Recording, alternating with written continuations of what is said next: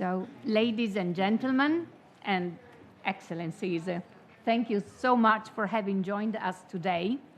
I have to say that I'm very excited because we have the honor to, in the Department of Economic and Social Affairs, through the division I lead, the Division for Inclusive Social Development, we have the honor to have the mandate on cooperatives.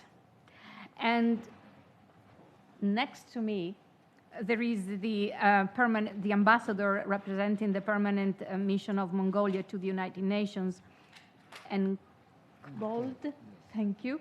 And Mongolia has been, is, and will be always a friend of cooperatives. And we're working very closely together. Thank you so much for this and for the trust you put also in the Secretariat to follow up this mandate in the best possible way we can. We also have the honor to have today Her Honorable Florence Bohr, who is the Cabinet Secretary from the Minister of Labor and Social Protection from Kenya. And we have also very other honorable guests and from the private sector and from the cooperatives sector that we will introduce a teeny bit later when the conversation starts. And of course, I have with me three amazing collaborators, Simon, Amin Lamrabat, our information officer, and Andrew Alimadi, yes, who is the coordinator within the division I lead of cooperatives of the mandate. So he has organized this event together with the support of my other two colleagues amazingly. And when we started thinking about this event, I said, why don't we engage also the private sector and have a conversation between the cooperatives that are enterprises, social enterprises, but they are enterprises, and the private sector, they are also enterprises. Maybe they share the profit differently, but often the private sector, particularly when we're talking about bigger companies, but not necessarily only bigger companies, they also share their wealth, not the profit, the wealth with the communities where they operate. So I said, let's see if there is some common ground here, particularly when it comes to the SDG 8, employment, and SDG 10, inequalities, how employment can enable, facilitate the reducing inequalities in the workplace or else. And this event of today, I do hope, will contribute with follow-up workshops that we want to have from now until July or August. We haven't decided yet, depending also on the availability of you all, and tackle other SDGs with the same idea to see where there is common ground between cooperatives and the corporate sector, and looking at other SDGs so that this will contribute to the SDG summit, we do hope. Humble contribution, and yet it's the drops that make oceans. So we would like to add as many drops as we can to have an amazing ocean of beautiful things, innovative ideas, solutions, or old policies that are still valid, but they might need to be implemented in an innovative way. That's all. Because the world is changing, right? So we have to follow it up. Now, I think that in this spirit, we are organizing this event. Corporations are the most powerful engines for economic growth and job creation, and many of them are promoting sustainable development through the principles of corporate social responsibility, and not only. And many of them have joined the UN Global Compact. We have a colleague from the UN Global Compact present with us, and it's 10 principles promoting sustainability and responsibility in the areas of human rights, labor, environment, and anti-corruption. So I think that a workshop on this topic could be extremely interesting. And more corporations, as I said, are doing more and more that goes beyond these social corporate responsibility. Cooperatives are private sector enterprises that have the distinction of being commercially successful while integrating social responsibility in every aspect of their operations. So let me provide you some key points on which we could be reflecting today. That is, reflect upon the role of corporations and cooperatives in promoting employment and reducing inequalities. Let me start by highlighting the importance of reducing inequalities and promoting employment for achieving the 2030 Agenda and its 17 Sustainable Development Goals. Today, we discuss how corporations and cooperatives can play a significant role in this regard. What is the role of corporations? Corporations can create employment opportunities through investment, innovation, and business expansion. So my question is how they can also contribute to reducing inequalities by paying fair wages, providing benefits and safe working environments, promoting diversity and inclusion in the workspace. What is the role of cooperatives? Cooperatives play a unique role in creating sustainable employment opportunities and reducing inequalities. So here my question is how they can operate on the principles of self-help, self-responsibility, democracy, equality, equity, solidarity, and how this makes them well suited to promoting employment and reducing inequalities. So here we have some answer, part of the answer, and that answer is SDG 17, cooperation and partnerships. And our goal is to identify how corporations and cooperatives can partner to maximize their impact in promoting employment and reducing inequalities. Let us emphasize the importance of finding common ground and leveraging each other's strengths and expertise. Now, before concluding, I wish to share with you a few good practices in theory and then pragmatic. Partnerships between corporations and cooperatives can play a significant role in promoting employment and reducing inequalities, we said. These partnerships can leverage the strength, as I said, and expertise of both sectors to create sustainable employment opportunities and improving life standards for communities. Collaborative procurement, joint ventures, capacity building, and also social and environmental sustainability. Collaborative procurement, well, corporations can partner with cooperatives to source goods and services, providing income and employment opportunities for cooperative members. For example, a large multinational corporation could partner with a local cooperative that specializes in sustainable agriculture to source its produce. Joint ventures. Corporations and cooperatives can form joint ventures to jointly develop new businesses opportunities and create employment. For example, a cooperative of small-scale fishers could partner with a corporation to develop a new seafood processing plant. Capacity building. Corporations can support cooperatives by providing training, mentorship, and technical assistance. This helps cooperatives build their capacity to compete in the market and create more employment opportunities for their members. For example, a larger corporation could partner with a cooperative of artisanal producers to provide a training in product design and marketing. Another example, social and environmental sustainability, I said. So let me give you here some ideas. Corporations and cooperatives can partner to promote social and environmental sustainability.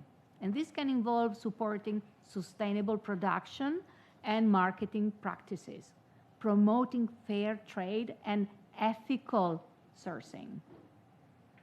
and supporting community development initiatives. For example, a corporation could partner with a cooperative of indigenous peoples to support sustainable forest management and promote sustainable livelihoods. So from theory to practice, success stories. I won't read them all because I realize that I'm talking a teeny bit too much.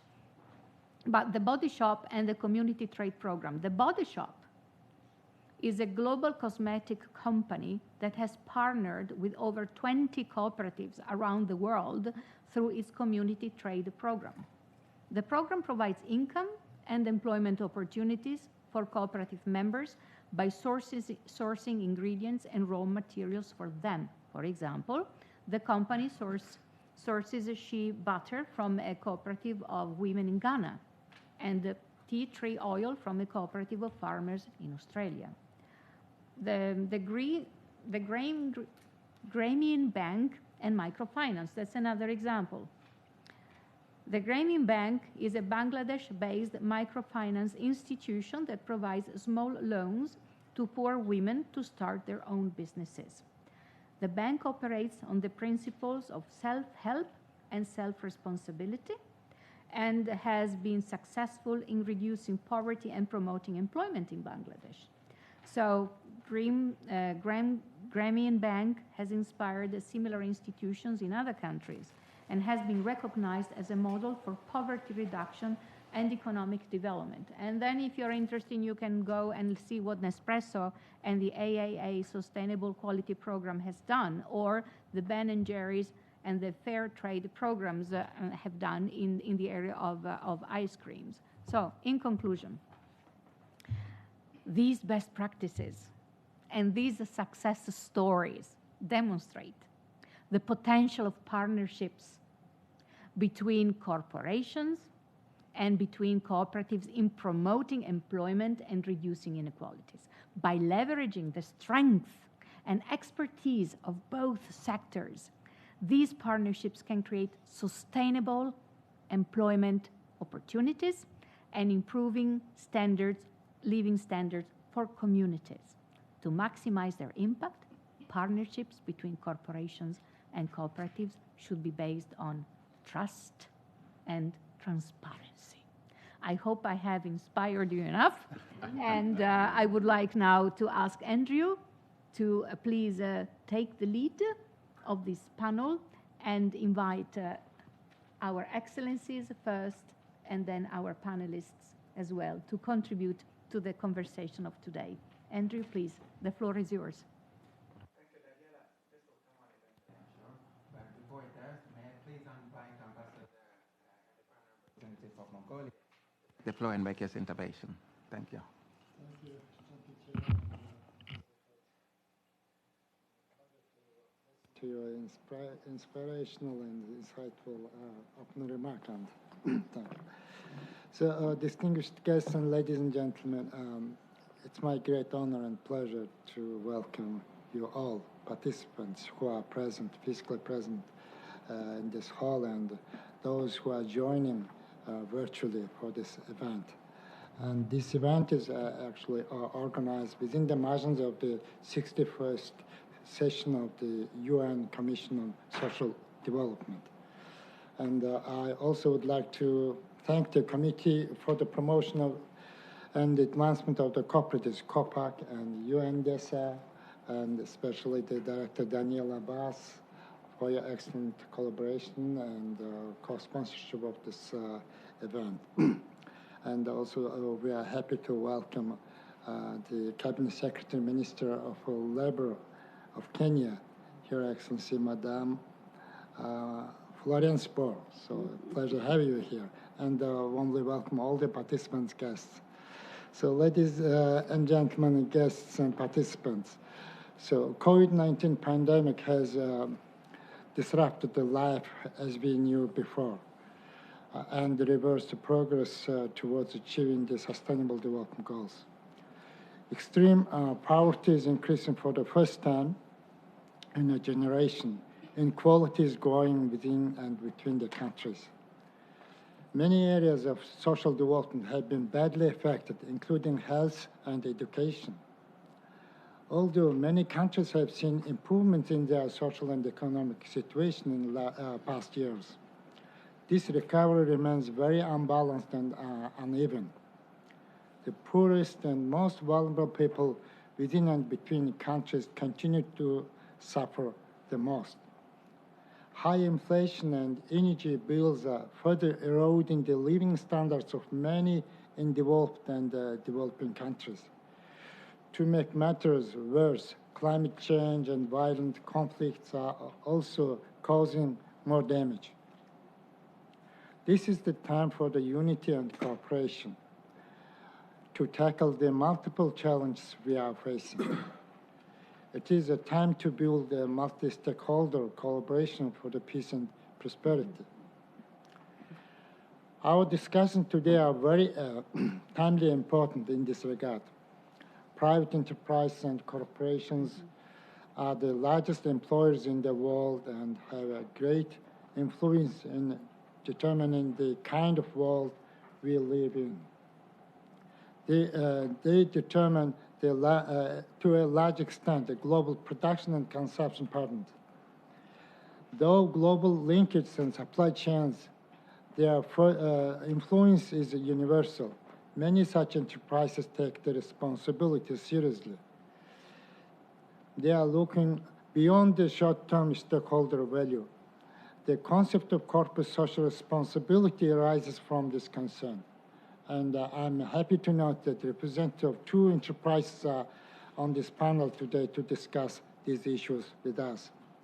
Cooperatives are also very influential and large global employers. Cooperatives are both business enterprises and social enterprises. So they are usually formed with a core function of meeting local demand, even as many of them have grown to become multinational cooperatives, particularly in the financial sectors. So their care for the community and care for the success as a business enterprise make them powerful vehicles for the delivery of the Sustainable Development Goals. That is why it is very important to bring these two enterprise forms for the discussions today.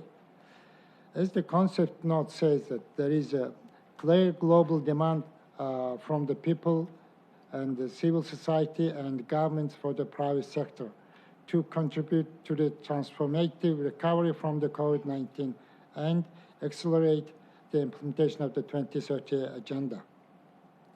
Only through the collective action can society build back better from the global pandemic and become more resilient on the trajectory to achieve the SDGs.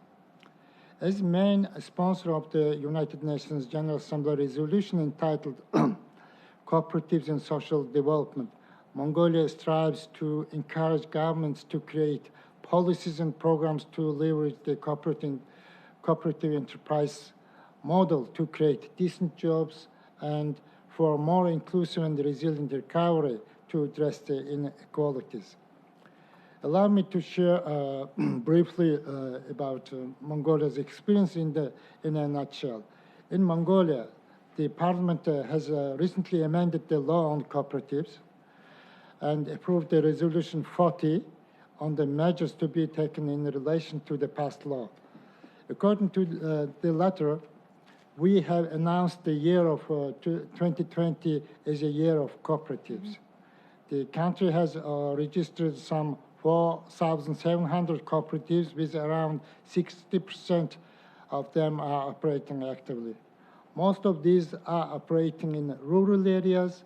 Most of their active members are herders. In particular, herders and farmers work together to improve their livelihoods and make a significant contribution to local development. Private sector is a key driver of the economy. Mongolia recently realized a set of guidelines to help companies, corporations, and other companies to disclose their sustainability practices.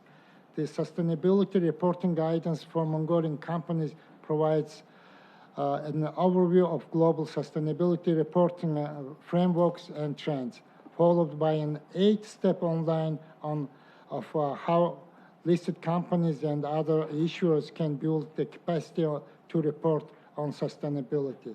It is an important tool for the decision makers to shift a new social contract, which is required to build more inclusive, equitable, and resilient and sustainable society.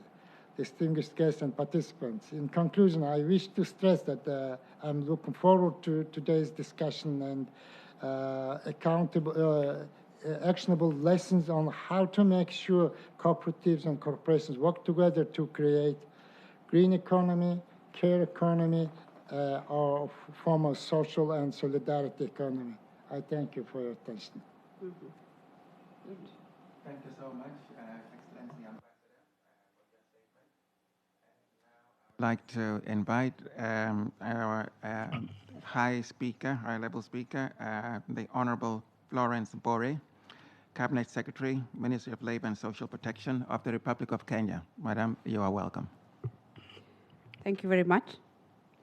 The Director, UN DESA, Ms.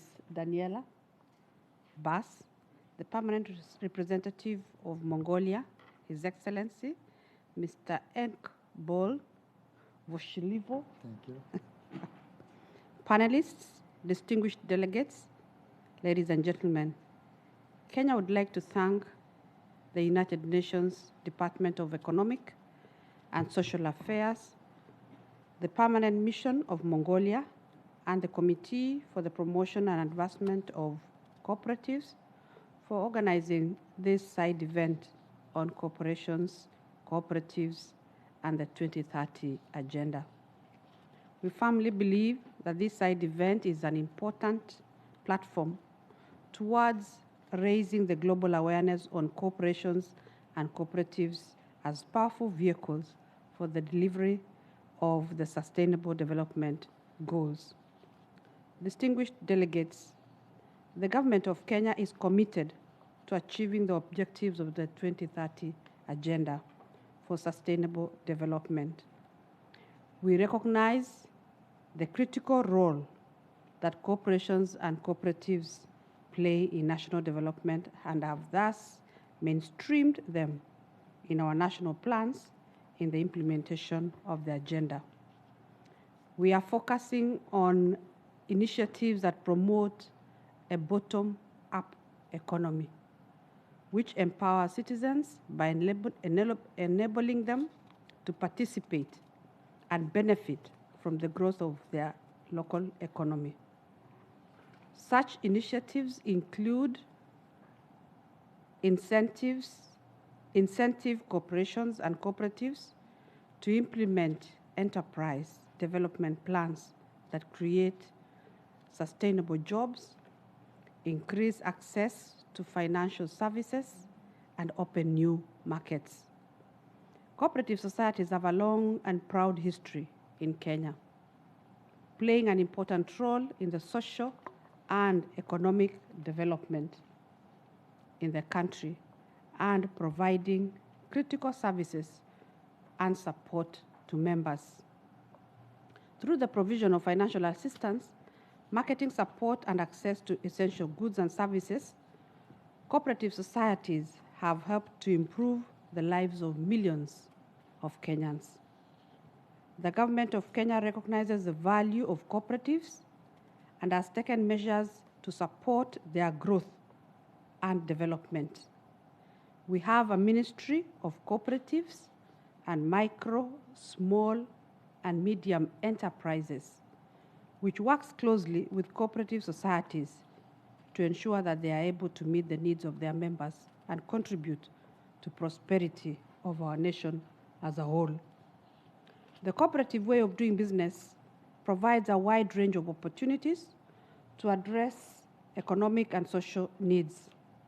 Significantly, the cooperative movement in Kenya saw the number of cooperatives grow by 30% from 19,951 to 25,984, with over 6,000 new cooperatives between 2017 to 2021.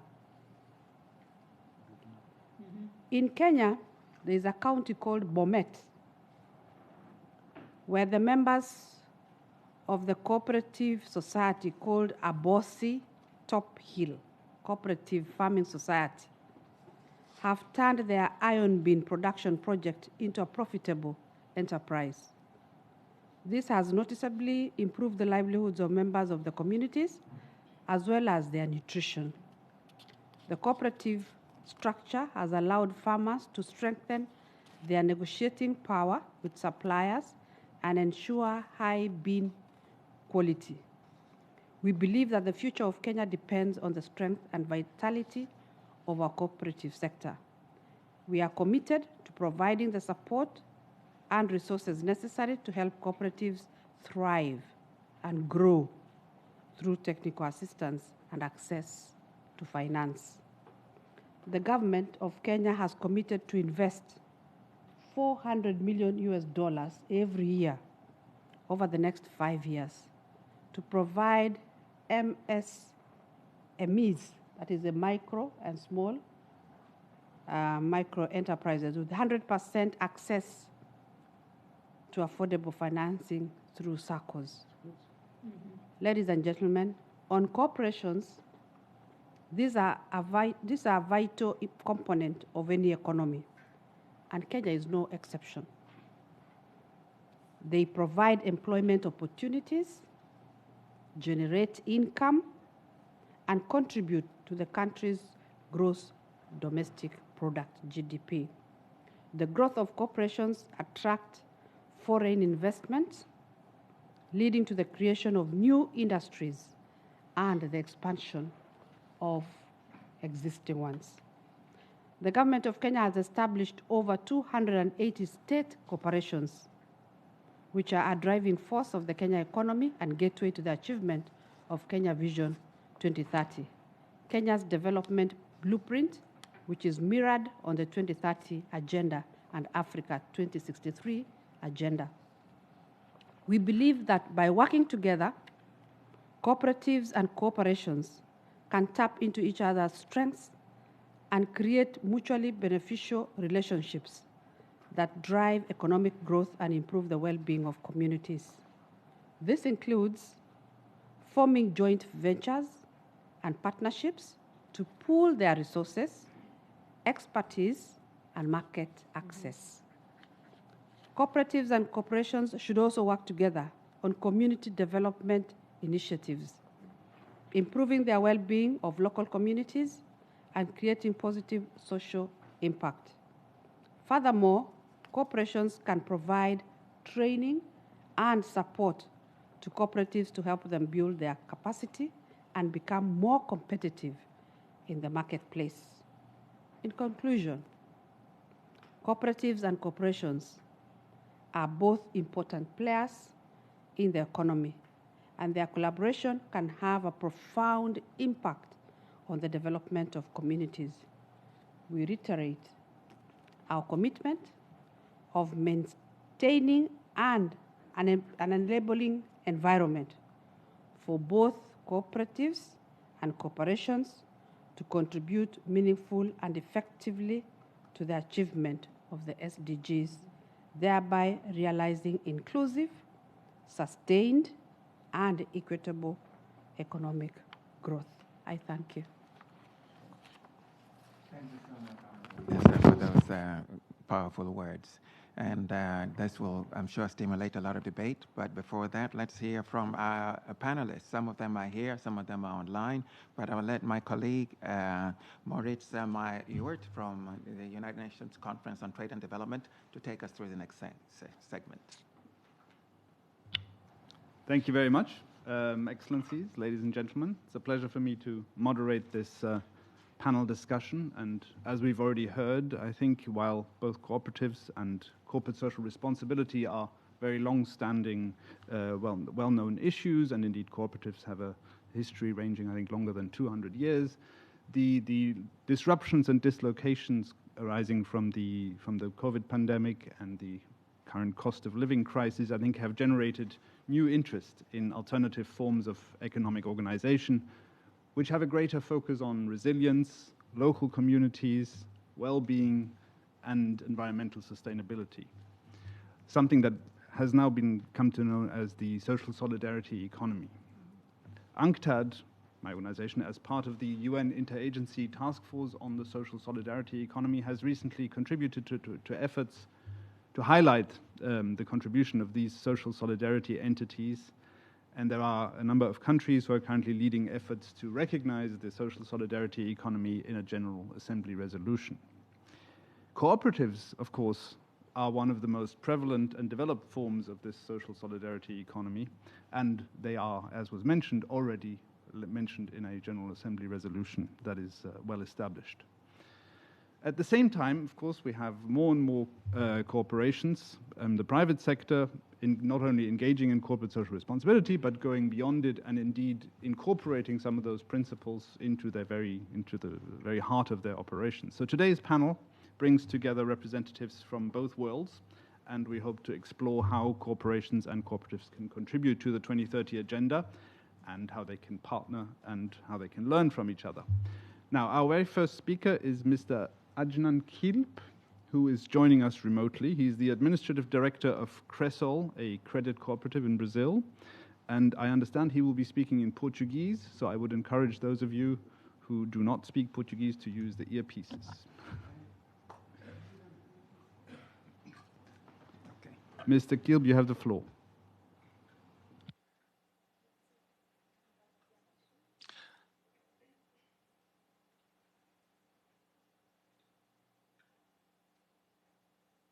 Pessoal,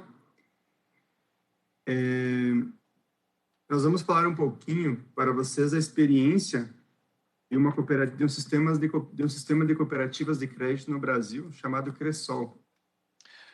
We would like to talk to you a little bit about the experience of credit cooperative system that exists in Brazil, whose name is CSocD.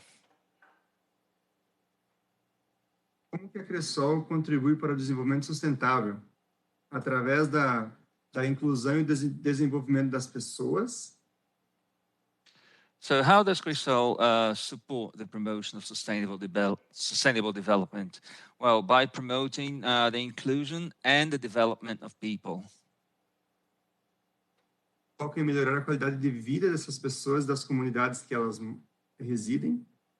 Also working towards improving the quality of life of these people and the communities where they reside. Sempre com o desenvolvimento de projetos com parcerias locais, tanto de pequenas corporações quanto de grandes corporações. And this is done by developing projects in partnership with local businesses, both small businesses and larger corporations. Ela nasceu de fundo rotativo, onde tínhamos 23 cooperados. So it started with an initial fund that brought together 23 cooperative members. Hoje, 27 anos depois, nós somos o terceiro maior sistema de cooperativas de crédito do Brasil. And today, 27 years later, we are the third largest credit cooperative system in Brazil. O que proporcionou esse crescimento da CSocD e vem proporcionando crescimento de 30% a 40% ao ano nos últimos 5 anos.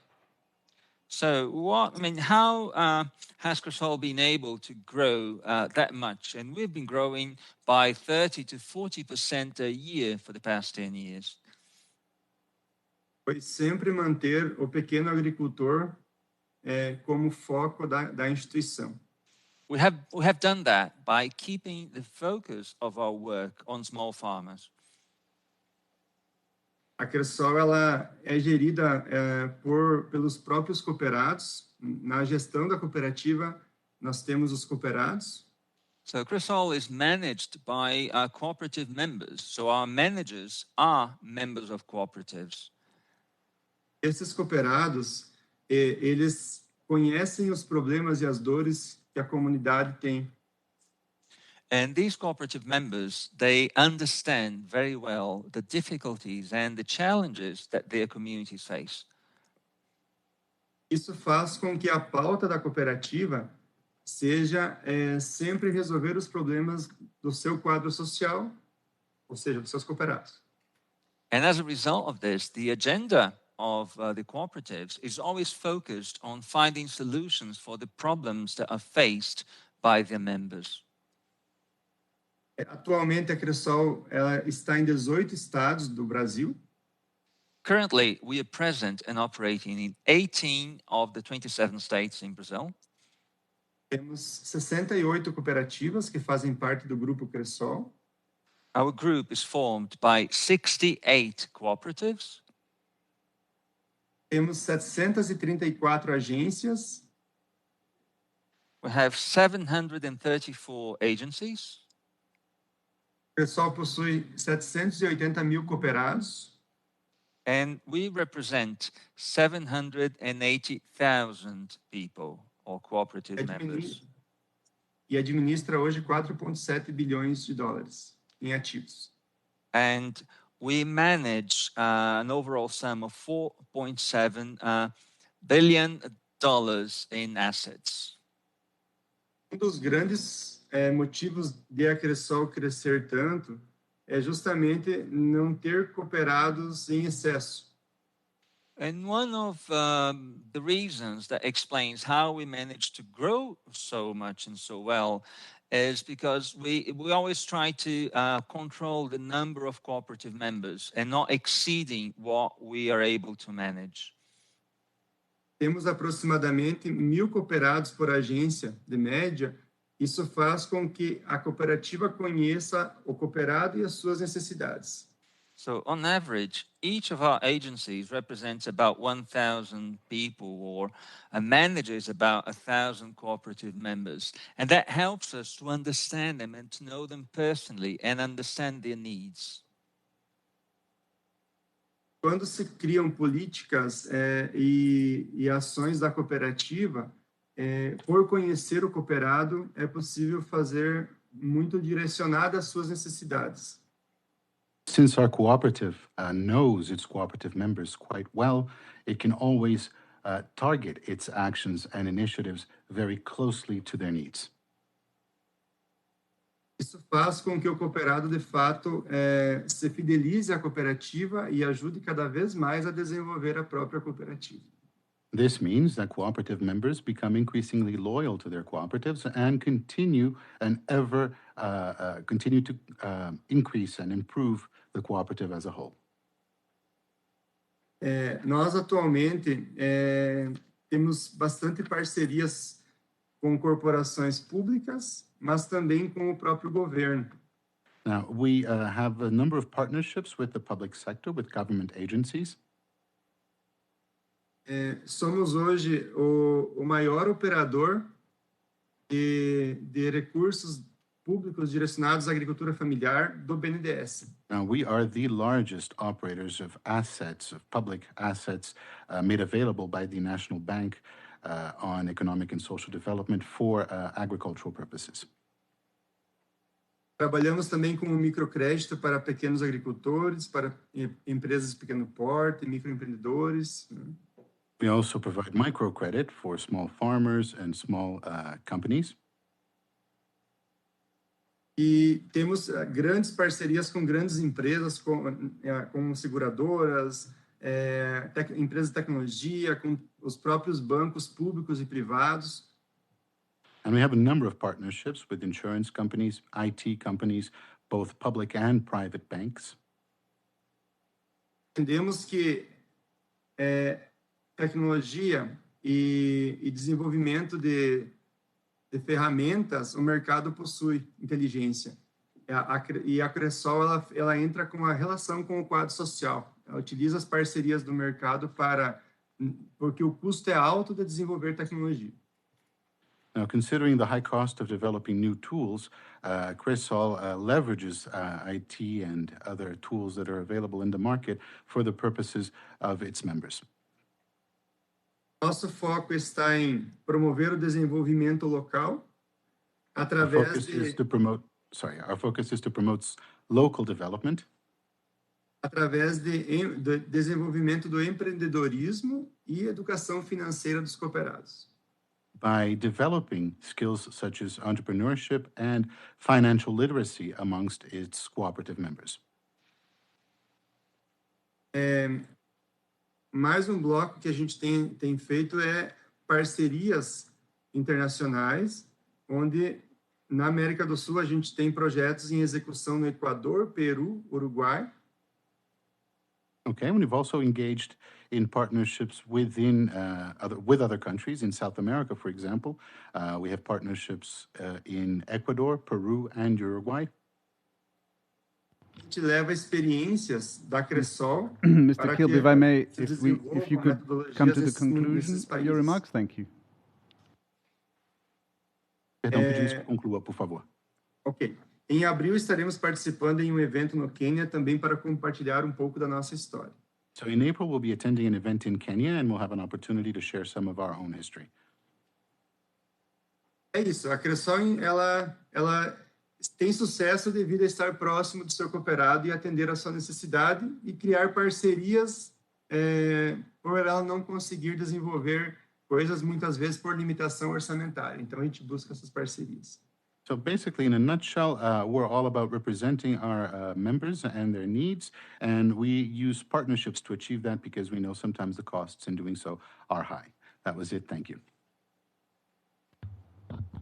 Thank you very much, Mr. Kilp, and I'm very sorry for interrupting you. We are running a little bit short on time, so my apologies for cutting you short.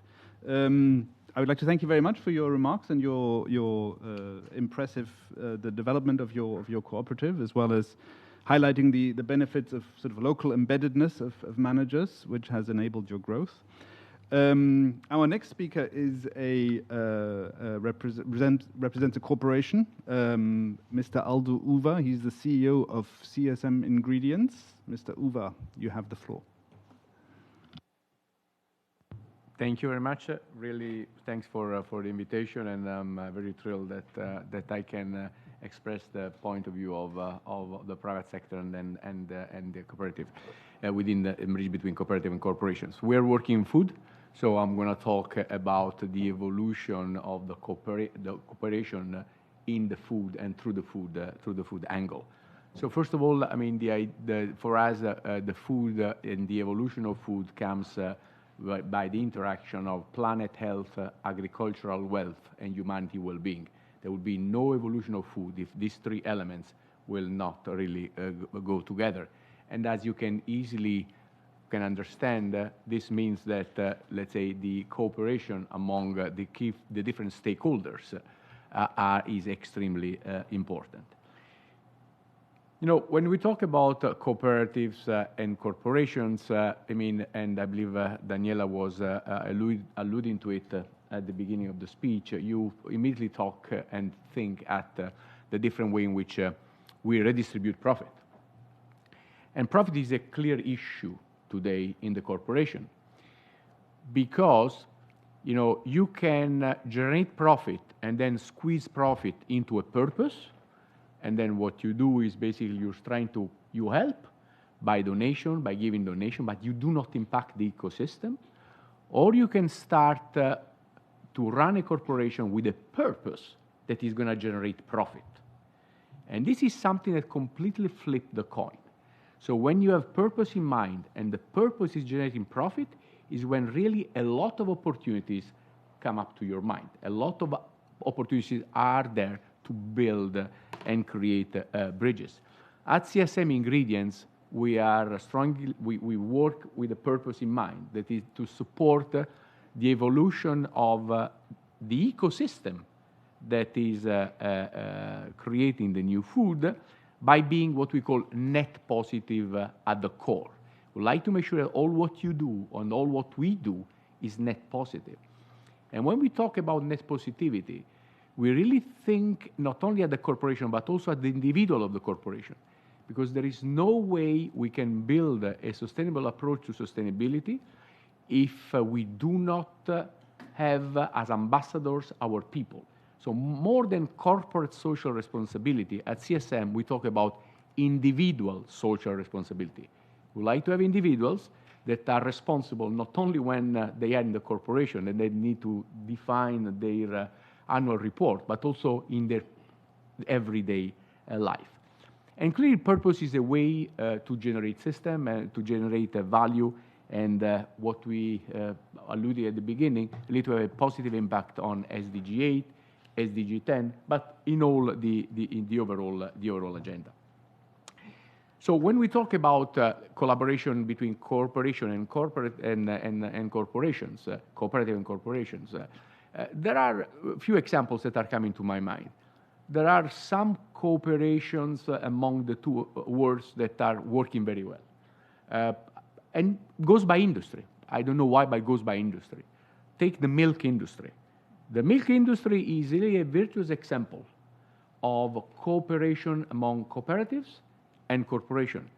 And everywhere you see it, from Dominican Republic to Nicaragua to US to New Zealand to Holland to Italy, you can see really that the way in which these two worlds are coming together in the industry is fantastic. And that is where we start to see generating what? Value, knowledge transfer, innovation that goes from one part to the other. And there it becomes very resilient and very, very sustainable. The flour and the connection between flour and milling industry and ingredient industry, it's also another example of virtual collaboration. I mean, I can bring an example of our company, CSM. At CSM, we are working with a project that is called Ancient Grains, in which we are helping cooperatives of farmers to plant grains that are producing grains that were in the past and not now. This is helping really biodiversity, but is also helping, let's say, the farmers to create more and more opportunities for them. Unfortunately, there are areas in which things are not extremely positive.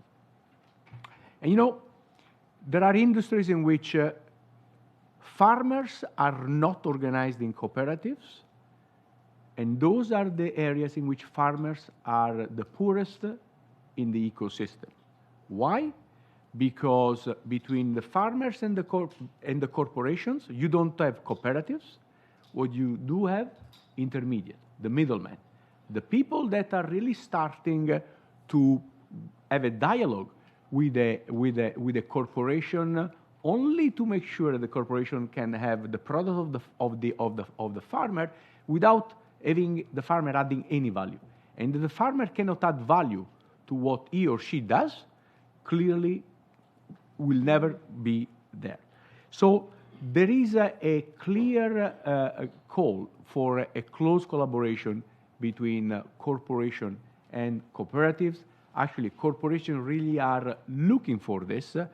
We are asking, and the reason why we're extremely glad to be part of the UN Global Compact is because this is an incentive to continue to foster new way of delivering and creating value. So the more cooperatives are there, the more there are frameworks, and I'm happy that Kenya is doing this, the more there are frameworks that are encouraging cooperatives, the more corporations can add value to the full ecosystem and to the full value chain of food. Thank you. Thank you very much. And thank you in particular for highlighting the model of, instead of doing profit and then using it for good, having a corporation with purpose and generating a profit in the process. I look forward, I'm sure there will be discussion and questions on this. And then also the examples you provided of good cooperation between cooperatives and corporations, such as the milk industry, and then some of the importance of this. So thank you very much. We now turn back to cooperatives, and we are very pleased to have Mr. Bruno Rollens, who is the Director General of the International Cooperatives Alliance, who will be joining us remotely. Mr. Rollens, you have the floor. Thank you very much. And here I'm representing both the International Cooperative Alliance, the only organization at a global level and in all sectors representing cooperatives, but also COPAC. We have now we are chairing, we have the rotating chairmanship of COPAC in this very moment. And COPAC is a UN committee on for the promotion of cooperatives, which also includes some of the UN agencies like the UN DESA, the International Trade Center, the UN Research Institute for Social Development, the FAO, and the ILO. So I'd just like to make a few comments on the relation between cooperatives and the 2030 agenda, focusing also on equality, and then the relation between corporations and cooperatives in the light of the 2030 agenda. So the Sustainable Development Goals, as they have been elaborated, reflect actually needs of development needs of human beings, communities, and the planet, in terms of food, health, production, consumption, education, and so on. And cooperatives, which group around 12% of humanity in their membership, so without counting the families or the indirect impact they have, like on employment and so on, are also based on needs, namely members' needs and aspirations. That's according to the international definition of cooperative. Now, these needs can be more economic, like employment, production, credit, more social, like health, energy, social services, and education, and so on, and increasingly also environmental. Now, in fact, cooperatives are like barometers of people's common needs and their evolution as well. Now, always, according to this, to the international definition of cooperative, these needs are met by the cooperative members themselves, who have these needs, by organizing themselves in jointly owned and democratic control enterprise. So cooperative action includes both the identification and the satisfaction of people's needs by themselves, by the same people, through common entrepreneurial action. So that's the logic of cooperatives. Now, the fact that these needs, they evolve, entails that cooperatives also evolve. So new needs are increasingly emerging, gradually shaping many cooperatives' mission and action. So there is a lot of innovation in that, in meeting new needs or directly creating new types of cooperatives. Now, one social need which is becoming prominent now is the issue of equality, because, as we know, inequalities are worsening all around the world. So how do cooperatives promote equality? There are different ways, I would say, and without being exhaustive, first, I would like to mention that in various studies, we have found out that the gap between the highest income and the lowest income in cooperatives is lower than the average. In Mondragon, a cooperative corporation, which is Spain's 10th entrepreneurial group, with around 100 cooperatives in various sectors, I was there last week, by the way, the net income is 1 to 6. 1 to 6. So this is an extremely small range income gap. Now, one specific characteristic of cooperatives is that they redistribute the profits according to the members' transactions with the cooperatives as producers, users, or staff. And this is actually a kind of price adjustment, and this price adjustment in turn fosters equality. We also see that the regions where cooperatives have the strongest presence in terms of density, employment, share of GDP, and so on, like the Spanish Basque Country or Emilia-Romagna in Italy, both have high GDP per inhabitant and at the same time a low Gini index, which means that there is both high creation of wealth and high redistribution of wealth. And this is in great part due to the strong presence of cooperatives in these regions. Now, the long-term development and resilience of cooperatives in various communities around the world anchors the knowledge and innovation they produce in the community. So it anchors in the communities. And the capital structure also of cooperatives maintains the capital in the communities. So there is no capital flight. It is constantly reinvested in the communities.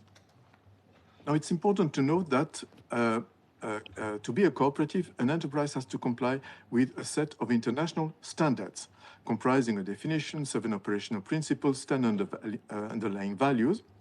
And the latest formulation of that set of standards is the ICA Statement on the Cooperative Identity in 1995, and it's also enshrined in an ILO recommendation and in the legislation of many countries.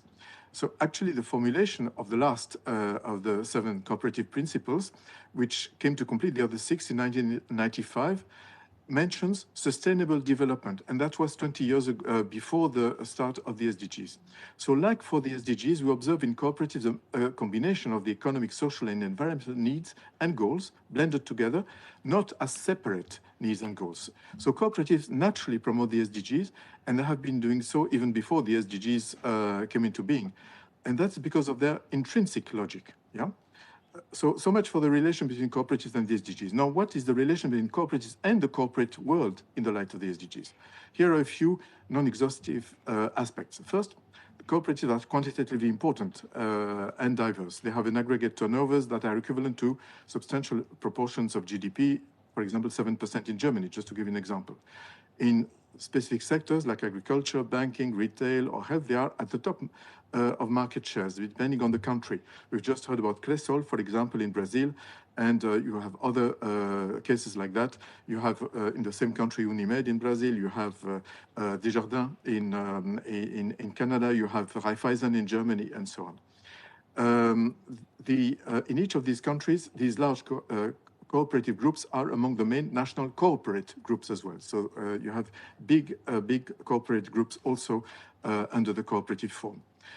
Secondly, the demographic density of cooperatives around the world has an impact on the implementation of the SDGs beyond cooperatives themselves, and in particular in the field of partnerships. And for example, in regions with high densities of cooperatives like Emilia-Romagna, which I mentioned earlier, we see that a strong culture of cooperation and partnership has evolved, not only between cooperatives, but also between cooperatives and other business entities, but also beyond that, universities, research centers, and so on. And that is in itself conducive to the creation of wealth and the implementation of at least part of the SDGs. Thirdly, many cooperatives are constituted of SMEs, or micro-enterprises, and they help these SMEs and micro-enterprises in their production, their inputs, or their commercialization, in particular in agriculture, but also in crafts and in trade. For example, the vast majority of German artisanal bakers are grouped in cooperatives. And in almost every big village in France or in Italy, you have grocers that belong to a cooperative chain. So there is a strong penetration, interpenetration between the cooperative world and the rest of the entrepreneurial world. This exists already. But this penetration has still enormous potentials. So cooperatives tend to create networks of enterprises among themselves and with the rest of the corporate world. And we have a lot to gain. We would have a lot to gain to have stronger cooperation between the cooperatives and the rest of the corporate world. Daniel Abbas at the beginning mentioned a number of possibilities in terms of procurement, joint ventures, capacity building, and so on.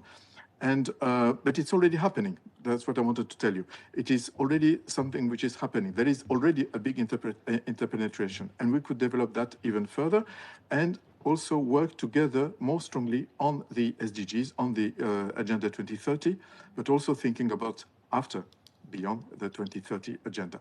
Thank you.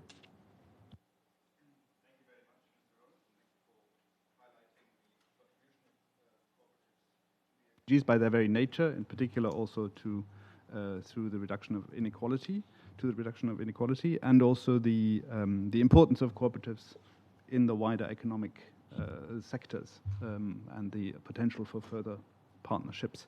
We now turn back to a corporation, and we will hear from Ms. Lina Klebanov, who is the head of corporate social responsibility for Tata Consultancy Services. Ms. Klebanov, you have the floor. Thank you. For Social Development, distinguished guests, really a privilege to be here. As mentioned, I have the honor of leading our corporate social responsibility function for Tata Consultancy Services, or TCS, in North America. TCS, headquartered in Mumbai, is a leading global IT services consulting and business solutions organization.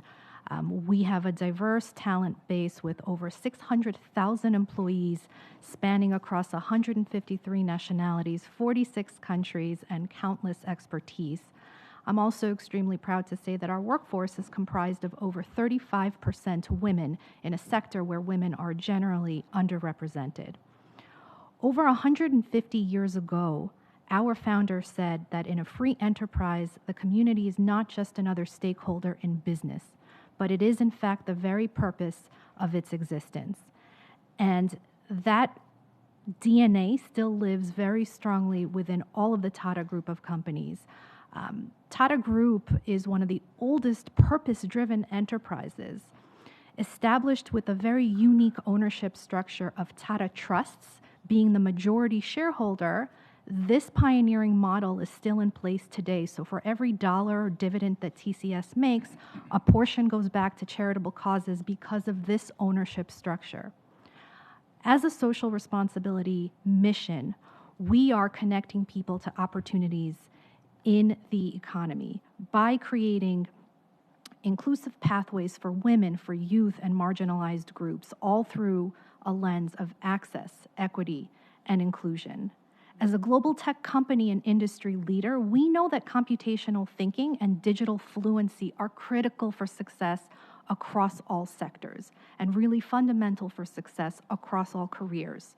And we know that technology can be a key driver for social change. And our vision is for every student to have access to learn digital technologies and ultimately build fulfilling careers, regardless of their background and accessibility, and that's been driving our mission. We focus collectively on education, skilling, employment, and entrepreneurship through a unique model leveraging our financial, human, intellectual, and technology capital. We have a number of flagship programs, 2 flagship programs in North America, one that's focused on kindergarten through 12th grade students, providing a hands-on opportunity to help demystify what computer science is and leverage our TCS experts to serve as mentors and industry experts to expose students to what careers in technology can look like. Because if you can't see it, you can't be it. 94% of participants who participate in our program had an increased interest in exploring STEM careers. A few years ago, we felt with the need of rapid increase in technologies, we wanted to work closer with administrators and teachers and launched Ignite My Future in School, which is a transdisciplinary approach to teaching, incorporating computational thinking concepts into core classes, at the same time addressing the lack of computer science education and really bringing education to life in these core classes like English, social studies, even physical education. Technology has the power to enable and scale solutions that address critical global issues equitably, transparently, and inclusively. And with that in mind, a few years ago, we launched our thought leadership component of our CSR programs called Digital Empowers, where we bring together leaders across sectors and we explore how to leverage digital tech like blockchain, cloud, IoT, robotics. How do we leverage these technologies to help create social innovations to the world's largest problems to help advance the UN Sustainable Development Goals? I can talk for maybe several more hours about the great work that we're doing, but also respectful of time. Thank you. Ms. Klebanov, thank you very much for highlighting those programs and the very impressive contributions that Tata is making and is highlighting what a purpose-driven company can do to support the community. Lastly, I would like to give the floor to Mr. Angus McLean-Rennie from the Global Compact, who, as we've heard, brings together both corporations, I believe also cooperatives, and encourages them to make contributions around their 10 principles. Mr. Rennie, you have the floor. Thank you so much, Excellencies, ladies and gentlemen, colleagues. I've learned a lot and feel fortunate to be able to follow these really interesting interventions, lots of ideas, lots of threads to pull at. The Global Compact, the UN Global Compact, is the world's largest responsible business initiative. It does include cooperatives among its members, but I think there's opportunity perhaps to really shine a light on the leadership role that cooperatives play in advancing the responsible business practices and the values of the UN that the UN Global Compact is encouraging the private sector to uptake. Many of the transformations that we need to see in the private sector, if we're going to fundamentally change the way business does business to ensure that those concerns for community and people and planet are core and fundamental, to a business's operations are in fact really embedded in the values of many cooperatives. And I think that the business models, and we've heard about some excellent examples today of the cooperative sector, are highly relevant for the broader private sector and our constituents in the Global Compact. We've talked a lot about partnerships, and in the Global Compact, every year we do a study of global executives, our annual CEO study, and year over year we're hearing more and more about the importance of partnerships as key to resilience in an increasingly troubled world as we struggle to rescue the SDGs and get back on track towards 2030. Resilience is key and a very important part of business strategy. And the executives in this year's study said that partnerships was a core source of resilience for them. And I think that also just speaks to the importance of continuing to lift up cooperatives as leaders in really living those values of partnership and resilience.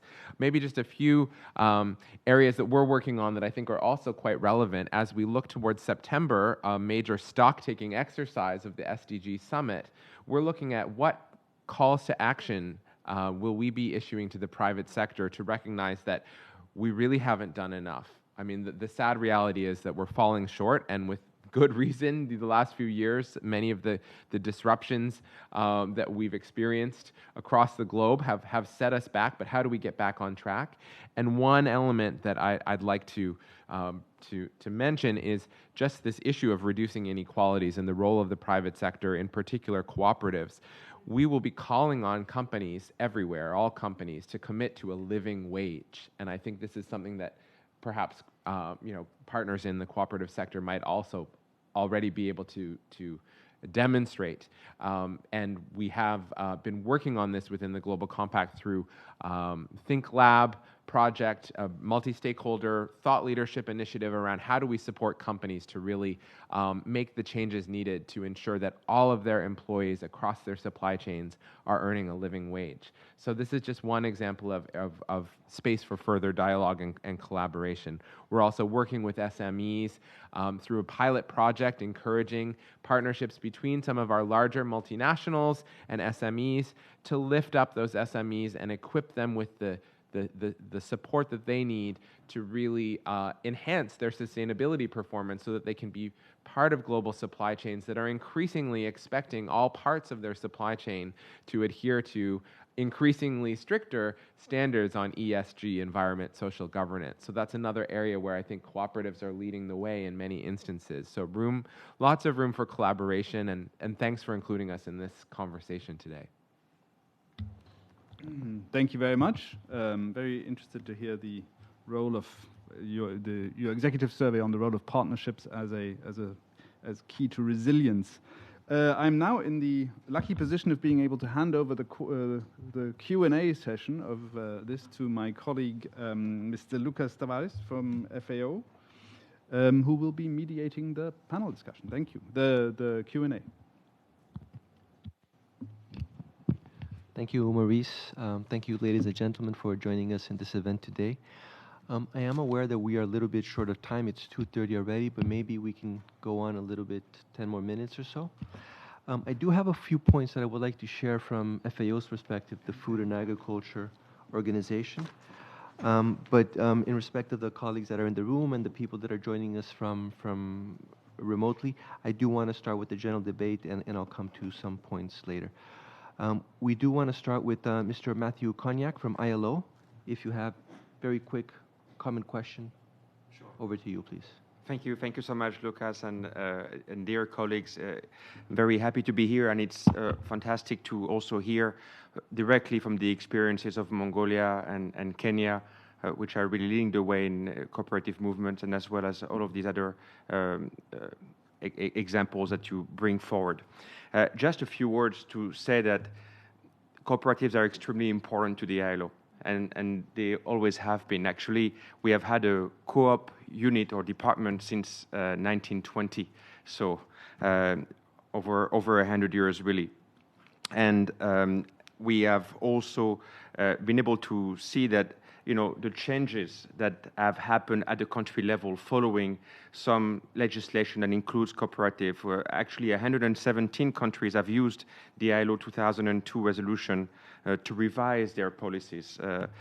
So that's an example. We also, up until recently and until now, are very much focusing on cooperatives. And I was pleased to hear Mr. Bruno Rolands, because the ILO has actually signed an MOU with ICA in 2019.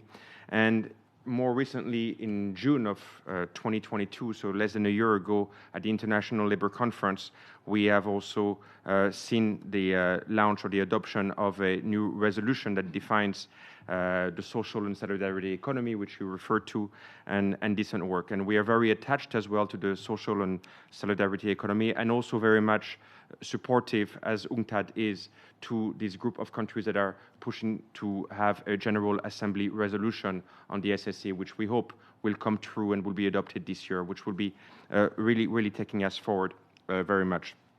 So we focus on knowledge sharing, on research, on strengthening the capacities of constituents when it comes to policies.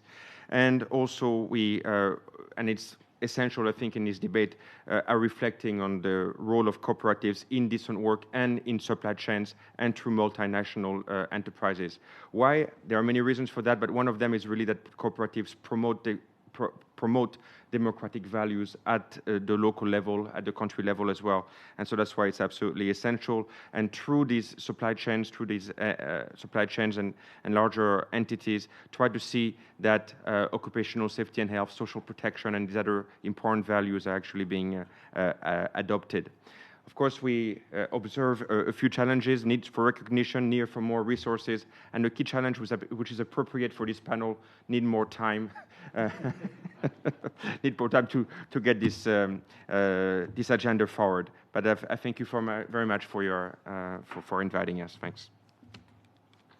Thank you, Matteo. And yes, time is also always of the essence. It is important to create these conditions, that we create these dialogues, and hopefully, Daniela, we can move on with the workshops. I'd like to know if there's anyone else in the room that would like to have a quick intervention. Short question, please, because of time. If you can introduce yourself when you take the floor. Thank you. Thank you so much. My name is Dr. Ife Ofong. I'm from Nigeria. I'm the convener of a Women and Habitat Africa Working Group. This group is part of Habitat International Coalition. You know, I've listened to speeches, presentations from the speakers, and I want to thank, Your Excellency, the director of DESA, and everybody that has spoken today. For me, as the convener of the Women and Habitat Africa Working Group, our concern is that despite all the conventions, instruments, protocols, many women in Africa do not have rights to land. They do not inherit property. They are denied, access to a lot of habitat things. So for us, when I got to know about this cooperative thing, I got excited. And I've been talking, with Andrew, because I am seeing that if we can develop this concept of cooperative, it could help us to achieve the SDGs, particularly SDG 5. You see, because if we can deepen, the whole process, train, the leaders and members of these cooperatives, so that they do not end up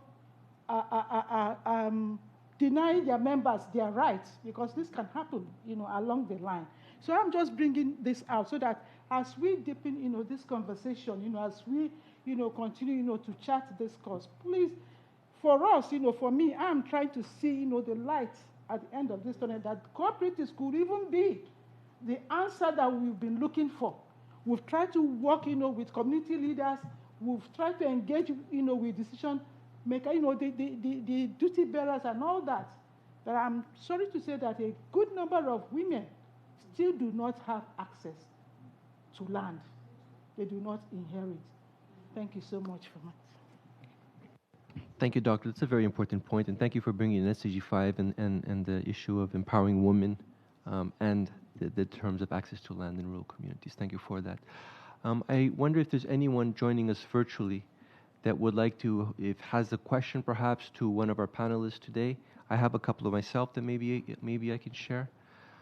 I don't see anything there, so if I may, Daniela, Andrew, let me just share just 4 quick points from FAO side and then maybe share a question with the panelists. I'll be very brief in the interest of time. The main message that FAO wants to share is that we consider as cooperatives and corporations as key partners in sustainable development. I won't go into why. I mean, I think that what we've heard today explain it. I do want to share, though, that in 2021, FAO adopted a new strategy for the private sector engagement. The idea is to scale up our work with businesses in a principled, transparent, and impactful way. So this is a way in which we're acting in this commitment to work with different partners. I do want to emphasize the transformative role that cooperatives and other producer organizations have in rural areas. Let's keep in mind that rural areas today concentrate over 80% of the extreme poor in the world. A lot of them are family farmers. A lot of them lack access to land, to inputs, to markets. Cooperatives is a mean to grant them this access. So it plays a key role in creating jobs, income, access, empowering, giving a voice to communities so they are heard in different fora which they wouldn't be able to access alone, and the impact that the cooperatives will have in the rural communities. There's a big transformation that can happen there. The 4th point, I just want to echo the importance of bridging between cooperatives and corporations, the theme of this event. I do think it's important for SDG 8, 10, SDG 5, and the whole range of sustainable development goals. Last point is the importance of creating the enabling environments for the cooperatives to thrive. And here let me just share one example of how FAO is supporting that in Latin America and the Caribbean. We are working with the regional parliament, the Parlatino, to create to draft a model law and agri-food cooperatives for the region. We think that with the right legal framework, we do create the conditions for cooperatives to grow, to bridge cooperatives and corporations, and to create these benefits that we are looking for. These are the points that I wanted to share from FAO side. I don't know if I have time to ask a question to the panelists, or if we should wrap up now. Okay. Please. I have to say, if the panelists... So if I may just thank everyone. And also, you, Ambassador, stayed with us the whole time, and I know that your schedule is very tight and you have been with us the whole time. So it's a testimony on how important cooperatives and the topic we addressed today is. So thank you. We are going to benefit of many inputs, and those will be the ideas for developing workshops specifically on some of these areas that we could not tackle today, because the idea was to share and see if there was an interest, and I think there is an interest to carry on this topic with many colleagues. And so thank you very much to everyone. You will hear from us, and we hope that to hear from you as well, so to work together. Thank you very much again. Thanks. Thank you.